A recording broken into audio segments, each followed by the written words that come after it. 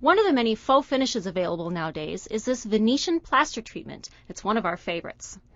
What's cool about this process is it's basically texture in a can. They color it just like paint at the store. It's really, really thick, almost like pudding or mousse. And you want to put it on with a steel trowel, not stainless, because stainless will discolor. You want your edges to be kind of rounded out so that you don't gouge out your wall when you're putting it on. I'm just using a right angle grinder. You can use anything, a belt sander, and it just takes her down, dresses it down, because when you buy these, they have sharp edges, and that will gouge the wall. When you first approach the wall, do not be afraid. This is something that you can actually not be perfect at, and it looks probably better.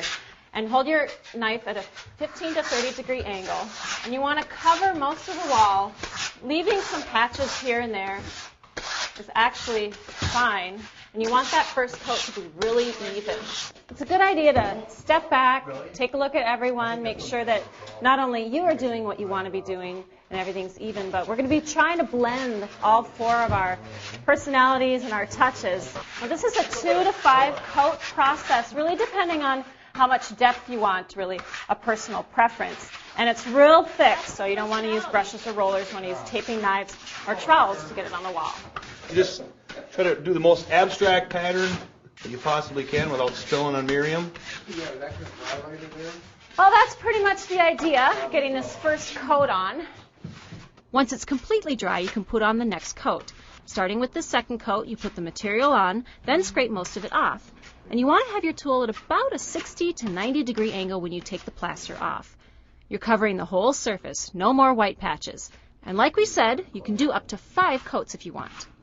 Here's what the Venetian plaster looks like with 3 coats on it. It's got lots of texture, lots of depth, but it's still a flat, non-glossy finish. Now over here, this is what it looks like after it's been burnished. It's nice and shiny. Oh, God, it feels just like marble, Brad. It does. It feels really nice. I just love it. Wow. The first step in this burnishing process is to take a real high grit sandpaper, 400 to 600 grit.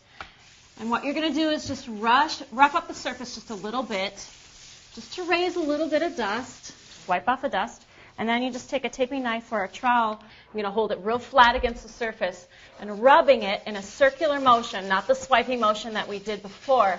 Because what you're looking for is to create some friction that makes some heat that pulls out the shiny marble-like surface that you're looking for. Words of advice, I would say, get all your friends over here so it goes faster, because it's a lot of work. You got to press hard to get some good friction and to get enough heat there to really pull out that gloss.